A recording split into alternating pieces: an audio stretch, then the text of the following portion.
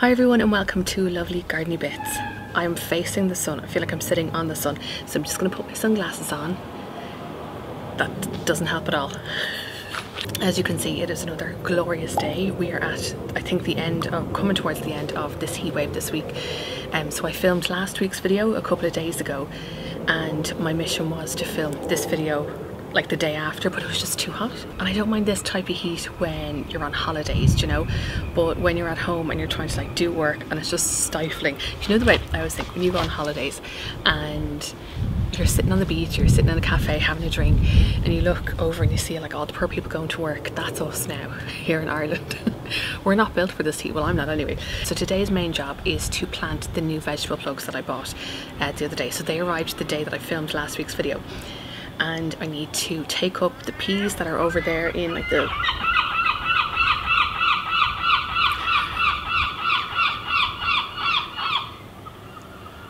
I live close to the sea. The seagulls are in the area. Anyway, and yes, I need to take up the peas that are in the veg bed over there and in the trough, because let me show you what I bought. Oh my god, it smells so good.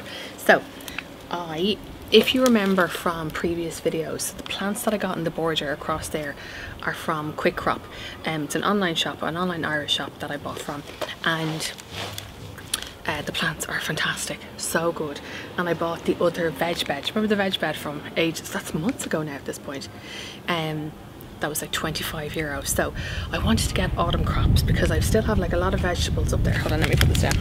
I still have a lot of vegetables up in the veg beds, but I know like the corn, what month is this? It's like middle of August-ish. I'd say like a month to 6 weeks we'll be harvesting the corn. What's some other things called? Courgettes will be finishing up soon enough, I'd say.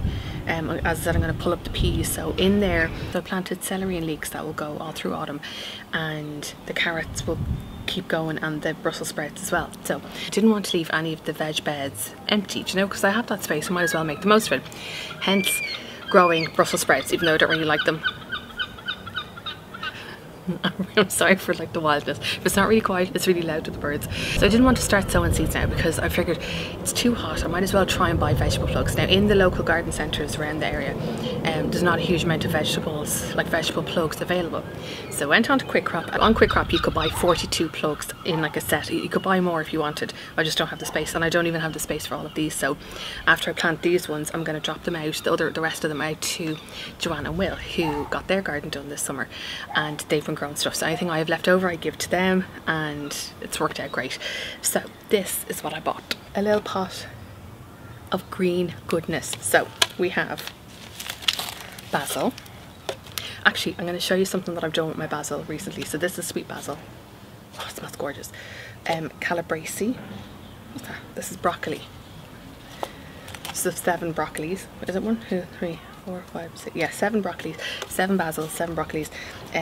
Got 7 corianders. Rainbow Swiss chard. I've never grown Swiss chard. I don't know if I like it, but I want to grow it for the colour and then to see how it goes. I got curly kale, which I love. Here in Ireland, my mum, and I don't know if this is like a Dublin thing, she loves making corned beef, and then you get your potatoes, cook them, mash them, and you add in cooked curly kale into it with onion. Sounds weird, but it's so good. And I grew curly kale last summer, or last year and the year before, and it's just so much tastier than the ones that you buy in the supermarket. So I got some of those, and then what's this one? Turnip Tokyo Cross. I don't know what that is. I think they're little white turnips. Never had them before. So I think you'll only get 1 turnip per plant. We'll see. So I'll probably sow maybe 1, 2, 3, 4 of them, and give Will and Joanne 3. We'll see. I just don't have the space, and like I'm already thinking for next year, like, will I get another veg bed? Do you know? Because to be honest, when Matthew and I sowed those tomato seeds back in March, I didn't think that they would all germinate. We only sowed 12, either 10 or 12 seeds, and we have a tomato farm. Now, as things are ripening, we're kind of taking them off and picking them and eating them. But I'd say over the coming like next 2 or 3 weeks, we're going to have an absolute tomato harvest. And even since feeding them the other day with the organics, or with the Miracle Grow organic stuff, a lot more of the tomatoes are ripening now. So it's good. So if you are growing tomatoes in pots, just make sure that you are feeding them regularly, because it's so easy for them to take out the nutrients out of the pot. Like there's only like a finite amount of nutrients in that pot compared to if you were to plant it in the soil. Just to talk about my basil really quickly. So I bought a basil plant a month ago maybe in the shop when I was doing the shopping, and that's what I always do. I always think it's more cost effective to buy the plant rather than a packet of them, because first of all you're saving on like the plastic, but then you can propagate and hopefully have like a little bit more basil. So I find that with basil in pots, they would always go droopy no matter if I watered them too much, if I didn't water them enough, and I couldn't get the reason, like I couldn't get to the bottom of the reason as to why that was happening. So then I was on TikTok and I've learned so much on that app, I'm telling you now, and people were on there saying that they took the basil out of the soil that it was in, rinsed off the roots, put it into water, and it stays alive and fresh and looking fab for ages. So I did that. So this basil is a month old now, like I think just over a month.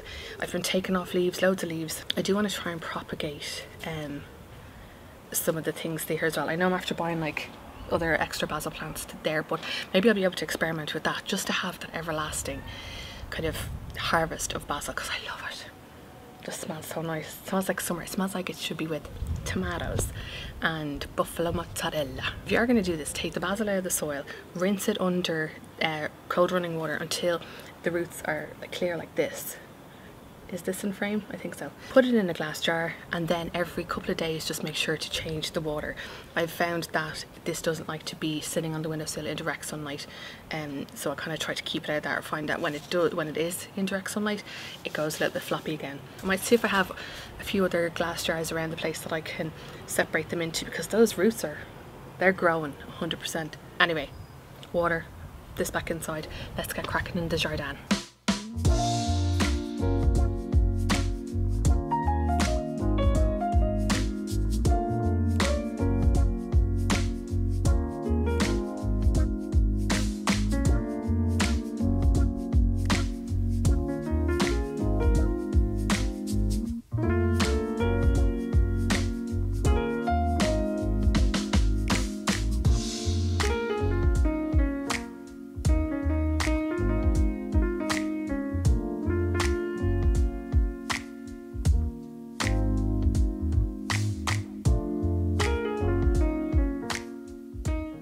Okay, so I've taken out the peas from the trough. That's not a trough, what is that, like a container? And I've pulled them out of here, so I just need to like dig all up the roots there, and I'm gonna plant some bit. Now I wonder, is that too, will there enough light get there with all the carrots? I'll figure it out. And here you can see my Brussels sprouts. Even though I've had them covered with like netting, I don't think it's enough. They've been chomped by something. Now maybe it's because they're right beside the carrots. I don't know, I might actually pull up maybe some of the carrots on the side to give it like a little bit of space maybe. You're kind of missing out that bit of height that was there. So the only tall thing we have here is the corn on the cob and the courgette. That's the seagulls. The courgettes that are have taken off. Oh, look at that gorgeous flower. Look at that. Yes, we had courgettes the other night for dinner and they were delicious. But yeah, I need to prune that. That lettuce, I bought those lettuce plugs there a few weeks ago and they are flying it. I wanted to show you these. These have just come into their own, these sweet peas. So this was the pot of surprise where when I was going through other pots, oh my god, the noise now, other pots of stuff, I found like little kind of sprouts and I was like, right, I'm just going to put them all into one pot. And they're gorgeous. They go really nicely with the verbena. Okay, all the dogs and all the birds are having a field day here now. When I was in Woody's the other day, I bought a couple of bags of this to add into the trough and into the veg bed. And I've used it before. It is very good. And this one, like, so it improves soil structure as well, because with the peas and everything that were in this, the two kind of beds, they would have taken up all the nutrients from the soil. So it's important to kind of recondition it, add it back in. So I'm just going to do that. Oh my god, it's very hot.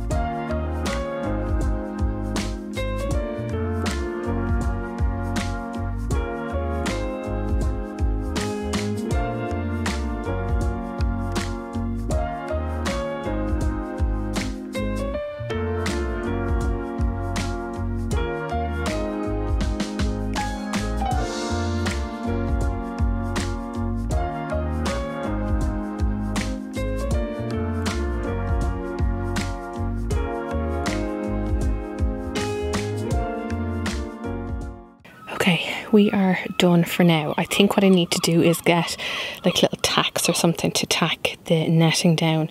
But I might get different netting, kind of more meshy netting, just to protect the brassicas and stuff from the butterflies. On the side here, some of the leaves are touching the net, so butterflies will still be able to get through it. But hopefully it'll protect the new crops there and there.